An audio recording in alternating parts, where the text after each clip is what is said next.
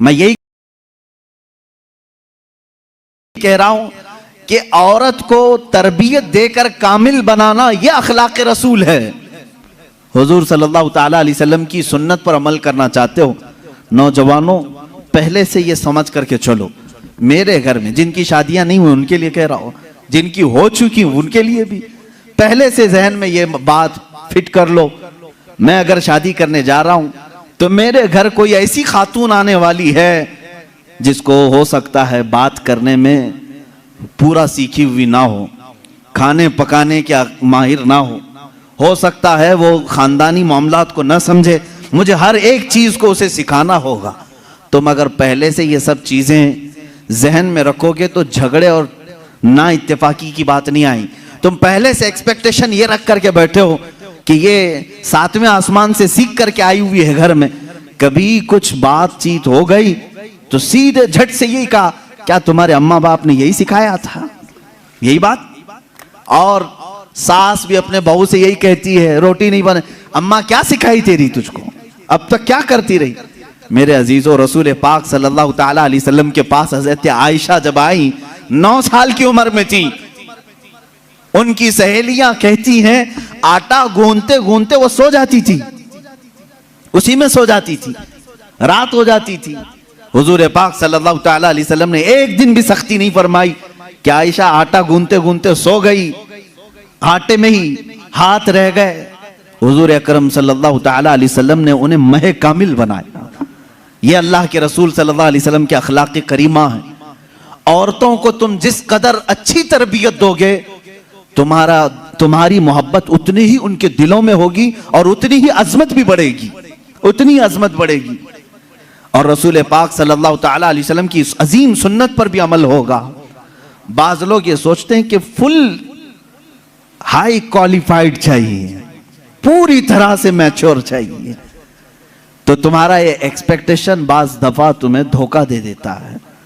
तुम जो कुछ भी सोच करके रखे हो वो नहीं आई, चिड़चिड़ हो जाता है, दिमाग में अलग अलग वसवसे आने लगते हैं, फिर दूसरे का ख्याल आने लगता है, और फिर दूसरी भी वैसी निकली तो क्या करोगे? इसीलिए अखलाक रसूल ये है। अल्लाह के नबी सल्लल्लाहु अलैहि वसल्लम के पास वो औरतें आई जो अलग अलग खानदान की थी, अलग अलग मिजाज की थी, अलग अलग कबीलों की थी। अरे यहूदियों के खानदान से हुई बिन अख्तब की बेटी सफिया रज़ियल्लाहु ताला अन्हा हुजूर के घर आई। उनके पूरे रस्म व रिवाज अलग थे, सारे खानदानी मामलात अलग थे, लेकिन क्या कभी वो मिसमैच हुई हुजूर के साथ? रसूल पाक सल्लल्लाहु ताला अलैहि वसल्लम ने उनके साथ भी जिंदगी कैसे गुजारी? हजरत सफिया रज़ियल्लाहु ताला अन्हा हुजूर सल्लल्लाहु ताला अलैहि वसल्लम की बारगाह में जब आई, देखें हुजूर अदल कैसे करते थे बीवियों के साथ। ये खानदान था बनी इसराइल का, यहूदियों का। हजरत मूसा अलैहिस्सलाम से जो चला है वो खानदान था। मूसा अलैहिस्सलाम की औलाद वो मदीने तैयबा में थी, उन्हीं के खानदान से हजरत सफिया आई थी। जब शादी हुई तो औरतों में आपस में बातें होती रहती हैं, सौतनों के मामलात रहे। हुजूर की एक ज़ौजा हजरत आयशा हैं जिनके बाप सिद्दीक़ अकबर हैं। एक ज़ौजा हुजूर की हजरत हफ्सा हैं जिनके वालिद उमर इब्न खत्ताब हैं रज़ियल्लाहु ताला अन्हु। एक हजरत अबू बकर की बेटी हुजूर के निकाह में है, एक हजरत उमर की बेटी हुजूर के निकाह में। ये दोनों मिलती थी तो बड़ी लंबी बातें भी होती थी। खानदान एक था, इनके बीच में हजरत सफिया आ गई, अलग खानदान की, यहूदी खानदान से आई थी, लेकिन हुजूर के निकाह में आई थी। हजरत सफिया को दोनों छेड़ने लगी। क्या कह करके? कहा कि सफिया हुई बिन अख्तब है ना तेरा बाप, यानी यहूदियों के कबीले का सरदार है। हजरत आयशा कहती है मेरे बाप तो सिद्दीक़ अकबर हैं। हजरत हफ्सा कहती है मेरे बाप तो उमर इब्न खत्ताब हैं, जिनकी नेकियां हुजूर ने इस तरह फजीलतें बयान फरमाई। हजरत सफिया के दिल में थोड़ा सा वो लगा कि ये दोनों अपने अपने बाप पर फख्र कर रही। हुजूर पाक के हुजरे में आई, गमगीन थी। अल्लाह के नबी सल्लल्लाहु अलैहि वसल्लम ने पूछा सफिया क्या मामला है? कहा आयशा भी और हफ्सा भी ताना मार रही हैं। कहा क्या कहा उन्होंने? आयशा कहती है मेरे बाप अबू बकर हैं, हफ्सा कहती है मेरे बाप उमर हैं, तेरे बाप तो यहूदी खानदान का सरदार है। हुजूर ने फरमाया जाओ अब जवाब दो, आयशा को भी और हफ्सा को भी। हुजूर सिखा रहे हजरत सफिया को। कहा क्या जवाब दूं? कहा जाके कहना मेरे बाप मूसा अलैहिस्सलाम हैं, मेरे चाचा हारून अलैहिस्सलाम हैं और मेरे शोहर मोहम्मद रसूलुल्लाह हैं। वो आई फख्र के साथ कहा मैं उस खानदान से हूं कि मेरे आबा व अजदाद में मेरे बाप मूसा अलैहिस्सलाम हैं, नबी हैं, और मेरे चाचा हारून अलैहिस्सलाम हैं, और मेरे शोहर का तो क्या कहना, सैयदुल अंबिया है। हजरत आयशा और हजरत हफ्सा ने कहा जरूर ये रसूल पाक ने तुझे सिखाया होगा, ये बात तुझे हुजूर ने बताई होगी। ये घरेलू जिंदगी थी मेरे आका सल्लल्लाहु तआला अलैहि वसल्लम की। कभी इन लोगों, इन औरतों के दरमियान अगर कुछ बातें आ जाएं, हुजूर पाक इस तरह से उसे निकालते जैसे मैदे में से आटे को निकाल दिया जाए। कभी तकरार नहीं हो सकी, कभी झगड़े की नौबत नहीं आई।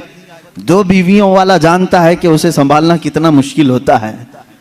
हाँ, एक अजीम जंग में वो उतरा होता है, एक तरफ इंडिया एक तरफ पाकिस्तान, बीच में बॉर्डर में वो खड़ा रहता है। एक हाथ इसके पास, एक हाथ उसके पास, पता नहीं कौन सा टूटे कौन सा बचे। लेकिन अल्लाह के नबी सल्लल्लाहु तआला अलैहि वसल्लम 11 अज़वाज मुतहरात के साथ रहे और सबको बराबर इंसाफ के साथ रखा। कभी किसी खातून से कोई झगड़ा, ये किसी हदीस में नहीं मिलता। हाँ, उनके दरमियान जो बातें होती थी वो तफरीह कल्ब के तौर पर होती, तफरीह कल्ब के तौर पर, दिल को बहलाने के तौर पर।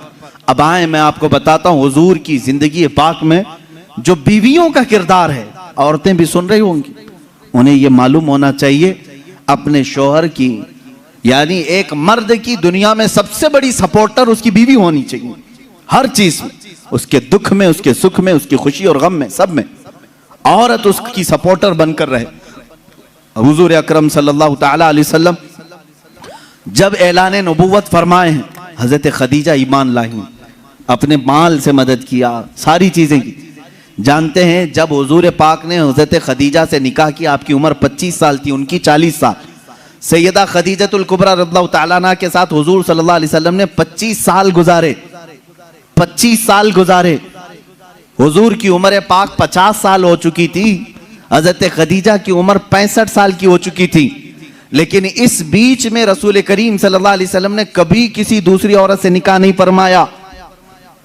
इन 25 सालों में हुजूर सल्लल्लाहु अलैहि वसल्लम ने किसी दूसरी औरत से निकाह नहीं किया, सिर्फ हजरत खदीजतुल कुबरा के साथ रहे। उसकी वजह यह थी कि ये औरत आम औरतों की तरह नहीं थी, हुजूर सल्लल्लाहु तआला अलैहि वसल्लम की ऐसी सपोर्टर कि रहती दुनिया तक उनके एहसानात पूरी उम्मत नहीं चुका सकती, पूरी उम्मत नहीं चुका सकती। हुजूर पाक सल्लल्लाहु तआला अलैहि वसल्लम जब मदीना तैयबा तशरीफ लाए, हजरत आयशा निकाह में आई थी। ये भी हदीस है हजरत आयशा की, कहते हैं हर बात पर हुजूर सल्लल्लाहु अलैहि वसल्लम खदीजा का जिक्र करते थे। हजरत आयशा कहती है कभी मुझे गैरत आती थी और मैं कहती थी कि सिर्फ आपकी एक ही बीवी है क्या हजरत खदीजा, हर बात में आप खदीजा का ही जिक्र करते हैं।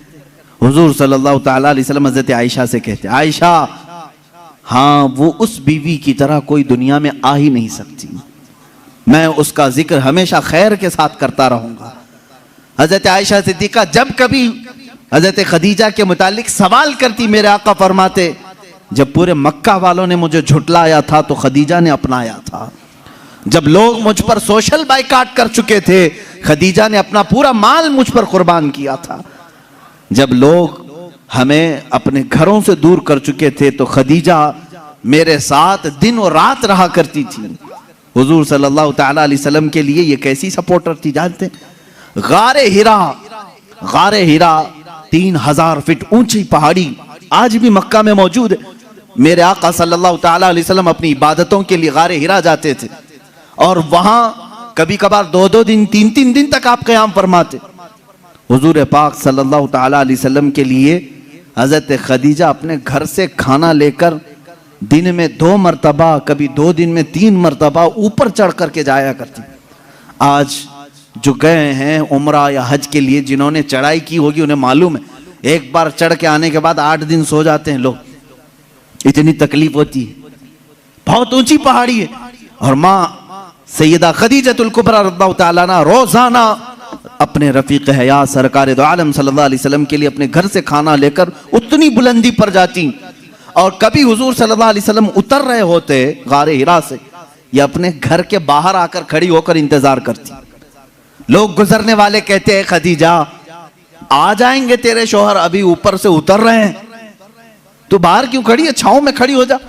हजरत खदीजा कहती मुझे ये ज़ेब नहीं देता कि मेरे शौहर धूप में चले आ रहे हो और मैं छांव में खड़ी रहूं, जब तक वो मेरे पास ना आ जाए मैं भी वहीं से ही खड़ी रहूं, इसलिए कि वो धूप में आ रहे हैं।